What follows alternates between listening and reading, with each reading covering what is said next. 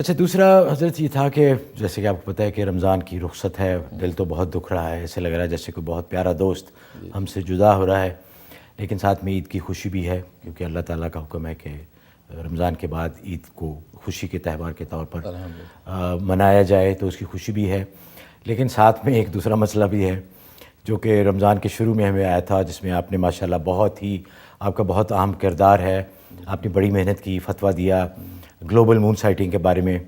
تو اب 2-3 دن میں یا پھر وہی ہم اسی مرحلے سے یا اسی مسئلے سے گزرنے والے ہیں.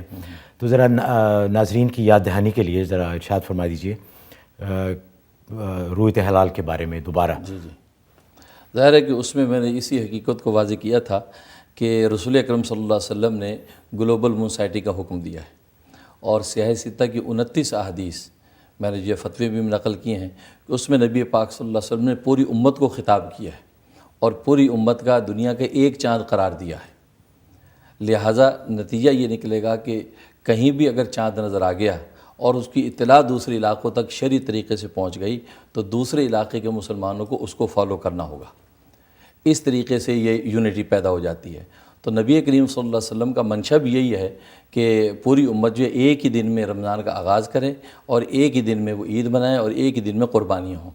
اب یہ پروپیگنڈا، یہ بات کہ نہیں جی اس کی کوئی ضرورت نہیں ہے اور اپنے اپنے جو علاقے میں چاند دیکھیں، اصل میں مجھے ایسا لگتا ہے کہ لوگ گلوبل مون سائٹنگ کا مطلب نہیں سمجھتے. دیکھیں، اپنے علاقے میں چاند دیکھنے کی ممانعت نہیں کی گلوبل مون سائٹنگ میں. آپ اپنے علاقے میں چاند دیکھیں. ایک چھوٹی سی مثال دیتا ہوں، بلکہ ان حضرات سے بھی میں پوچھتا ہوں کہ آپ اپنے علاقے میں چاند دیکھ رہے ہیں، نہیں نظر آیا، کسی اور علاقے کی اطلاع آپ کو پہنچ گئی شرعی طریقے سے، اب آپ بتائیں کیا کریں گے؟ ظاہر ہے کہ اس کو ایکسیپٹ کریں گے، کیونکہ نبی پاک صلی اللہ علیہ وسلم اس میں موجود ہے، ابو داؤد کی حدیث ہے کہ نبی کریم صلی اللہ علیہ وسلم نے چاند دیکھا، نظر نہیں آیا. نتیجہ یہ ہے کہ آپ نے جو اگلے 30 دن پورا کرنے کے لیے اگلے دن روزہ رکھا. تو عصر کے قریب ایک قافلہ آیا باہر سے، تو انہوں نے آ کے گواہی دی کہ ہم نے کل شام کو چاند دیکھا ہے. تو ظاہر ہے کہ یہ عید کا چاند تھا، تو آج عید کا دن ہے. تو نبی کریم صلی اللہ علیہ وسلم نے اس باہر سے آنے والوں کی گواہی کو قبول کیا اور حضرت بلال سے فرمایا کہ اذن فی الناس، کہ لوگوں سے کہہ دو فلیفطروا، روزے کو توڑ دیں کیونکہ یہ عید کا دن ہے. تو فلیصلوا غدا، ہم اب کل عید کی نماز پڑھیں گے. ظاہر ہے اس وقت نماز کا ٹائم نہیں تھا. تو سوال اصل میں یہ ہے کہ لوکل آپ چاند کی کوشش کریں، لیکن سوال یہ کہ اگر باہر سے خبر آ گئی تو اس کو لینا ہے یا نہیں لینا، اس میں سنت کیا کہتی ہے. تو بالکل اسی طریقے سے جیسے سعودی عرب کا مسئلہ میں نے کہا کہ یہاں امریکہ والے لوکل دیکھیں، لیکن ان کو سعودی عرب سے اطلاع آ گئی کہ مکہ میں چاند ہو گیا، شرعی طریقے سے ان کو خبر مل گئی. بالکل صحیح. اب حدیث اور سنت یہ کہتی ہے آپ اس کو فالو کریں. اور حضرت جس زمانے میں یہ سہولت نہیں تھی کہ اطلاع آ جائے دوسرے علاقوں سے، اس وقت تو ٹھیک تھا، لوگ اپنے اپنے حساب سے عید کر لیتے. لیکن جب یہ سہولت موجود ہے اور بڑی اوتھینٹک سہولت ہے، اس میں یہ نہیں ہو سکتا کہ فون پہ آپ کو غلط اطلاع آ گئی، وہ صحیح اطلاع آئے گی، ای میل ہے، ٹیکسٹ ہے، ٹیلی فون ہے اور دوسرے بہت سے ذرائع ہیں، تو پھر اس سے فائدہ اٹھانا چاہیے. تو اس میں پھر امت کے اتحاد کا تصور آتا ہے. تو یہ کہنا کہ عید ایک ہونا، یہ اس کا تصور ہی باطل ہے کہ ضروری نہیں کہ عید ایک ہو، تو یہ غلط ہے. اگر یہ بات ہے تو نبی پاک صلی اللہ علیہ وسلم نے پھر گلوبل مون سائٹنگ کا حکم کیوں دیا؟ اس بات کا جواب دیں. انہوں نے اس لیے حکم دیا کہ تاکہ پوری امت ایک دن میں خوشی کا دن منائے. کیونکہ اصل میں پہلے جب لوکل زمانے تھے، ذرائع مواصلات نہیں تھے کہ ایک شہر میں عید ہو گئی، وہ شہر کے لوگ عید منا رہے ہیں، دوسرے شہر والوں کو خبر نہیں، ٹھیک ہے. لیکن آج تو یہ صورتحال ہے کہ ایک گھر کے اندر 2-2 3-3 عیدیں ہیں.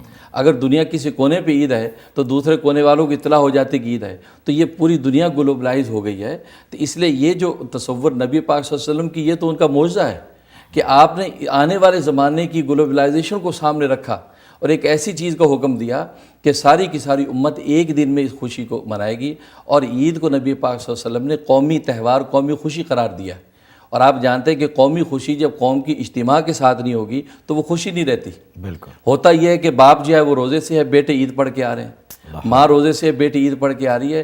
تو پہلے تو بلکہ مزے کی بات یہ کہ خلفائے راشدین کے زمانے تک تو ایک شہر میں کبھی 2 عیدیں نہیں ہوئیں. اور آج حالت یہ کہ ایک گھر کے اندر 3 عیدیں ہیں. اچھا، اس لیے مفتیان کرام کو اس پر غور کرنا چاہیے کہ اس وقت جو حالات اور انتشار ہے یہ اس وقت نہیں تھا. آج جب ہے تو نبی پاک صلی اللہ علیہ وسلم کی جو گلوبلائزیشن جو حدیثیں ہمیں بتا رہی ہیں. اور پھر مزے کی بات یہ کہ ابو داؤد کی حدیث ہے کہ جس سے پتہ چلتا ہے کہ نبی پاک صلی اللہ علیہ وسلم کا منشا بھی یہی ہے کہ سب مل کے کریں یہ کام. چنانچہ اور یہ ترمذی نے بھی اس حدیث کو نقل کیا، آپ نے فرمایا الصوم یوم تصومون، کہ رمضان وہی ہے جس میں تم سب روزے رکھو، الفطر یوم تفطرون، عید وہی ہے جس میں تم سب عید الفطر مناؤ، الاضحیٰ یوم تضحون، اور یہ عید قربانی وہی ہے جس میں تم سب قربانیاں کرو۔ اور امام ترمذی آگے لکھتے ہیں کہ اس کا مطلب یہ ہے کہ نبی پاک فرمایا کہ سواد اعظم ہونا چاہیے کہ کثیر تعداد میں اہل اسلام مل کے یہ چیز ایک دن میں کریں۔ بالکل، اس میں خود نبی پاک اس اجتماعیت کو حکم دے رہے ہیں، اور یہاں تک کہ آگے جو ہے امام ترمذی اس حقیقت کو واضح کیا کہ اس میں آپ کا منشا یہ کہ سواد اعظم ہو، سب اجتماعی طور پہ اس خوشی کو منائیں گے اور ان عبادات کو کریں گے۔ لہٰذا یہ کہنا کہ بھئی نبی پاک کا منشا نہیں ہے کہ ایک عید ہو، نہیں، نبی پاک صلی اللہ علیہ وسلم خود احادیث کے اندر اس بات کو واضح کر رہے ہیں۔ بے شک حضرت، آپ کی محنت اور آپ کی برکت سے الحمدللہ رمضان تو ہم نے اکٹھے سب نے کیا، اور انشاءاللہ عید بھی ایک ہی دن ہوگی۔